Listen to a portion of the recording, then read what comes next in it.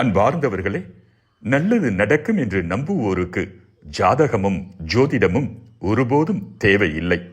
இதோ ஒரு கற்பனை கதை. ஜோதிடத்தில் மிகுந்த நம்பிக்கை கொண்டிருந்த ஒரு ஊருக்கு வந்த ஒரு ஜோதிடர் அடுத்த 10 ஆண்டுகளுக்கு இந்த ஊரில் மழை பெய்யாது என்று சொல்லிவிட்டு சென்றார். அதை கேட்ட அந்த ஊர் மக்கள் மிகவும் மனமுடைந்து தங்கள் கலைப்பைகளை விறகாக உடைத்து எரித்துவிட்டு வீட்டுக்குள் முடங்கி கிடந்தனர். ஆனால் அந்த ஊரில் ஒருவர் மட்டும் தினமும் தன்னுடைய நிலத்திற்கு சென்று உழுது வந்தார். அவர் தினந்தோறும் உழுவதைக் கண்ட மேக கூட்டங்கள் அவரிடம், நாங்கள் 10 ஆண்டுகள் மழை பெய்ய போவதில்லை என்று ஜோதிடர் சொன்ன பிறகும் நீ ஏன் இன்னும் உன்னுடைய நிலத்தை உழுது கொண்டிருக்கிறாய் என்று கேட்டன. அதற்கு அந்த விவசாயி, 10 ஆண்டுகள் நான் உழுவதை நிறுத்திவிட்டால் நிலத்தை உழுவது எப்படி என்றே எனக்கு மறந்து போய்விடும். பிறகு நீங்கள் மழை பெய்யும் போது நிலத்தை உழத் தெரியாமல் திகைத்து நிற்பேன்.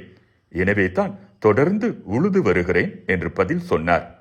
அதை கேட்ட மேகங்கள், ஆகா, 10 ஆண்டுகள் மழை பெய்யாமல் இருந்தால் மழை பொழிவது எப்படி என்பதை நாமும் மறந்து விடுவோமே என்று சொல்லிக்கொண்டு அடுத்த நாளே மழையை பொழிந்தன. நல்லது நடக்கும் என்று நம்புவோருக்கு, உழைப்போருக்கு ஜாதகமும் ஜோதிடமும் ஒருபோதும் தேவையில்லை.